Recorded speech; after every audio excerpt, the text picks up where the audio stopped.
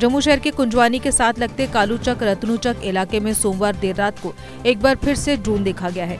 हालांकि अभी तक इसकी किसी ने आधिकारिक रूप से पुष्टि नहीं की है, लेकिन सूत्रों के अनुसार बीती रात को रत्नूचक में संदिग्ध ड्रोन को उड़ते हुए देखा गया। आपको बता दें कि इससे पहले रविवार देर रात 11:50 से लेकर 12:15 के बीच सेना की ब्रिगेड हेडक्वार्टर के नजदीक 2 ड्रोन उड़ते हुए देखे गए थे। करीब 75 मीटर की ऊंचाई पर उड़ रहे इस ड्रोन को जब सेना के जवानों ने देखा तो त्वरित कार्रवाई करते हुए फायरिंग की। इसके उपरांत ड्रोन गायब हो गया। अब दोबारा यहां पर ड्रोन दिखने के बाद से सेना और पुलिस की ओर से तलाशी अभियान जारी है। सैन्य क्षेत्रों में लगातार ड्रोन दिखने से जम्मू कश्मीर पुलिस हरकत में आ गई है। पुलिस ने विभिन्न संस्थानों और फोटोग्राफरों सहित अन्य लोगों के पास से ड्रोन उपलब्ध होने की जानकारी जुटानी शुरू कर दी है। पुलिस की ओर से कई फोटोग्राफर से ड्रोन भी जब्त कर लिए गए हैं। जिनसे ड्रोन जब्त हुए हैं उन्हें कहा गया है कि जिन लोगों के पास ड्रोन रखने की लिखित रूप से इजाजत होगी उन्हें ही इसे रखने की छूट होगी। बिना इजाजत के ड्रोन रखने वालों के खिलाफ सख्त कानूनी कार्रवाई की जाएगी। इसके साथ ही पुलिस ने प्रदेश में ड्रोन के आंकड़े जुटाने का काम युद्ध स्तर पर शुरू कर दिया है। जम्मू शहर की सैन्य छावनियों के पास लगातार ड्रोन दिखने के बाद जम्मू शहर के प्रवेश द्वार पुरमंडल मोड़ व कुंजवानी नाकों पर सतर्कता और बढ़ा दी गई है और हर आने जाने वाले वाहन पर कड़ी नजर रखने के साथ वाहनों की जांच भी की जा रही है ताकि सुरक्षा इंतजामों को और पुख्ता किया जा सके। आपको बता दें कि लगातार बीते 3 दिन से जम्मू के सैन्य क्षेत्रों में ड्रोन से हमले करने का प्रयास किया जा रहा है, जबकि सबसे पहले जम्मू के तकनीकी एयरपोर्ट पर ड्रोन से हमला किया गया और जिसमें एयरपोर्ट के 2 कर्मी घायल हुए थे, जबकि उसके बाद लगातार कालूचक क्षेत्र में ड्रोन देखे जा रहे हैं, जिसे लेकर पुलिस अलर्ट हो गई है।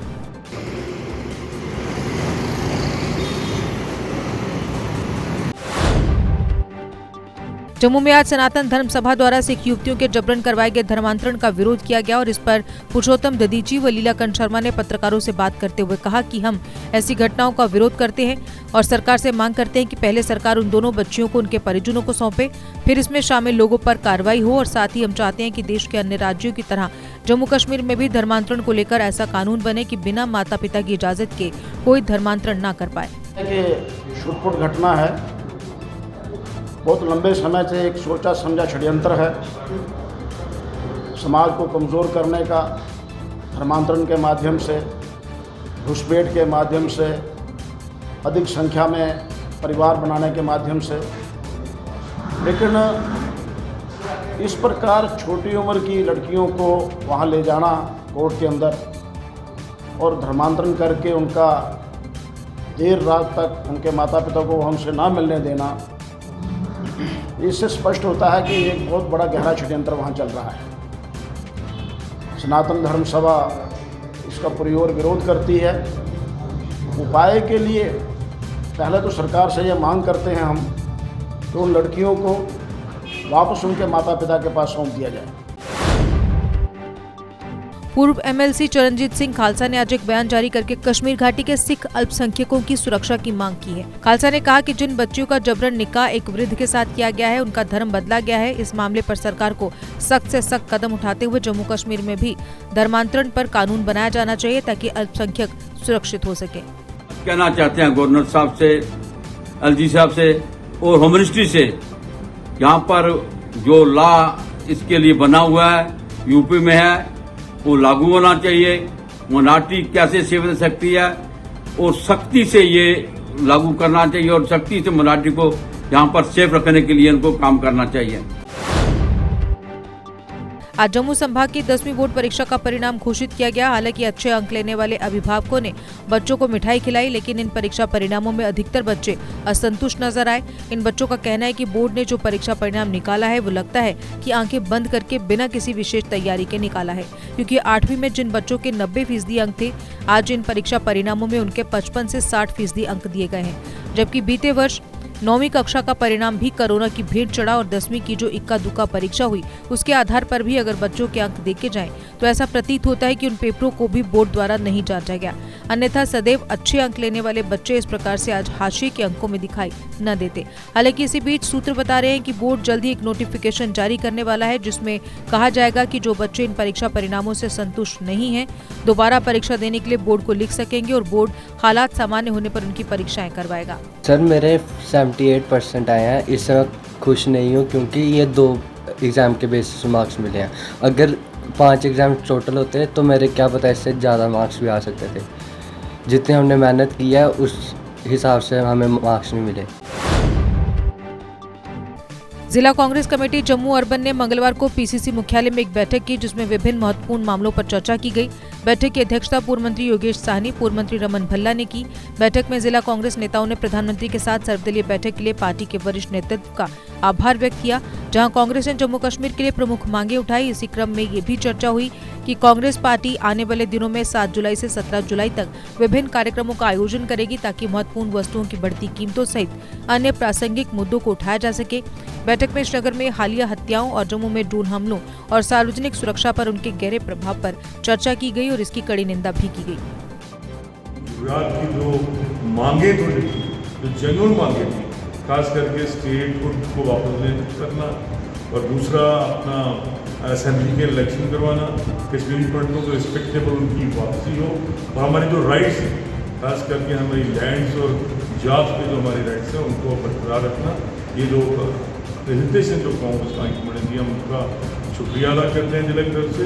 सेकेंड, जो एक अनटूवर्ड्स इंसिडेंट जो कश्मीर के अंदर मिनॉरिटी कम्युनिटी के साथ जो हुआ, वो भी हम उसको कंडेम करते हैं और फौरी तौर पर मांग करते हैं कि इसकी हाई लेवल की प्रूव होना चाहिए। डीसी जम्मू अंशुल गर्ग ने आज मेडिकल कॉलेज जम्मू का दौरा किया और रोडी कंसल्टेंट कंपनी की तरफ से जीएमसी को दिए गए क्रायोजेनिक ऑक्सीजन टैंकर का उद्घाटन किया। डीसी ने कहा कि इस टैंकर की कैपेसिटी काफी है और जम्मू मेडिकल कॉलेज में 200 बेड की जो नई बिल्डिंग बनाई गई है उसके लिए टैंकर काम करेगा। उन्होंने साथ के साथ ये भी बताया कि कोरोना को लेकर आने वाली 3rd वेव की भी प्रशासन ने तैयारी कर ली है। देखिए, एक सेकेंड एलोमेंट टैंक हमारे पास आज आया है, जो रोडिक कंसल्टेंट्स जो हमारे साथ स्मार्ट सिटी में एसोसिएटेड हैं, उनकी तरफ से कंट्रीब्यूशन है ये गवर्नमेंट मेडिकल कॉलेज के लिए। और मैं समझता हूँ जो ऑक्सीजन रिक्वायरमेंट्स थी जम्मू डिस्ट्रिक्ट की, उसको काफ़ी बूस्ट मिलेगा इनकी इस कंट्रीब्यूशन से। और मैकेनिकल इंजीनियरिंग विंग हमारे साथ है, एडमिनिस्ट्रेटर हमारे एसोसिएटेड हॉस्पिटल्स के खजूरिया साहब और उनकी पूरी टीम, और हमारी कोशिश रहेगी जल्द से जल्द इसको काम में लाया जा सके। लोक जनशक्ति पार्टी के अध्यक्ष रफीक मलिक द्वारा आज मीतू राजपूत को जम्मू संभाग की महिला विंग की अध्यक्षा नामित किया गया, जिस पर मीतू ने पार्टी की नीतियों के साथ गरीब लोगों की मदद के लिए काम करने का प्रण लिया। लोक जनशक्ति पार्टी आज मुझे पार्टी की तरफ से जो हमारे पार्टी के नए प्रेसिडेंट बने हैं रफीक मलिक साहब, मैं इनका बहुत ही शुक्रिया करती हूँ कि इन्होंने मेरी काबिलियत को पहचाना कि और मुझे जो जम्मू प्रोविंस की जितनी भी महिलाएं हैं, बहनें हैं, चाहे वो डोडा में रह रही हैं या बनिहाल में रह रही हैं या लखनपुर में रह रही हैं या बिश्नाथ साइड आर्मी या बॉर्डर में रह रही हैं, इन सब महिलाओं का मुझे जम्मू प्रोविंस का इन्होंने लेडीज़ प्रेसिडेंट वीमेन सेल का बनाया है। तो मैं तय दिल से इस पार्टी की सेवा करूँगी, आगे भी कर रही हूँ, करती रहूँगी। भाजपा एससी मोर्चा द्वारा अपनी स्टेट वर्किंग कमेटी की मीट का आयोजन किया गया, जिसकी अध्यक्ष राष्ट्रीय महासचिव संजय निर्मल ने की। इस मौके पर मोर्चा के अन्य अधिकारियों ने अपनी गतिविधियों को उजागर किया।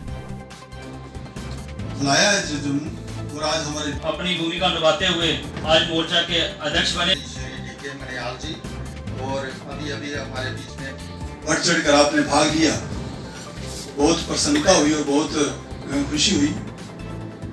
और साथियों, ये जो एससी मोर्चा है, अगर हम पॉलिटिकल दृष्टिकोण से देखें तो एससी मोर्चा का भारतीय जनता पार्टी में बहुत बड़ा योगदान है। मोर्चा ने बड़े अच्छे ढंग से और बड़ी निष्ठा से पार्टी के लिए काम किया है। खुद भी मोर्चा मजबूत है और पार्टी को भी मजबूत करने में इसका बहुत बड़ा योगदान है। भाजपा के वरिष्ठ नेता कुलदीप राज गुप्ता ने पाकिस्तान और चीन के मक्कारी को उजागर करते हुए भारत पर विशेषकर राजौरी पुंछ में हुए कबायली हमले की यादों को ताज़ा किया और कहा कि पाक शुरू से ही खून की होली खेलता रहा है और आज भी उनका मन इस खून की होली से भरा नहीं है। बड़े मक्कार दोनों देश हैं, इनकी किसी बात के ऊपर विश्वास नहीं किया जा सकता, लेकिन मैं विशेषकर राजौरी पुंछ के बारे में फोकस करूँगा कि यूं ही पाकिस्तान और इंडिया दो देश बन गए और 14 अगस्त को पाकिस्तान बना, 15 को इंडिया बना। लेकिन मुझे इस बात का खेद है कि रूही पाकिस्तान की शक्ल सामने आई, तो नवंबर के पहले हफ्ते के अंदर उन्होंने कबायली हमला किया।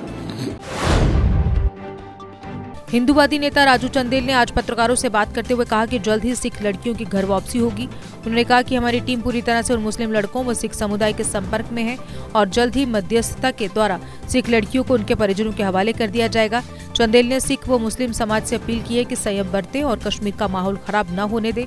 हमारा जम्मू कश्मीर एक गुलदस्ते की तरह है जिसमें सभी वर्ग के लोग मिलजुल कर रहते हैं। पूरे कश्मीर वैली की बेटियां हैं।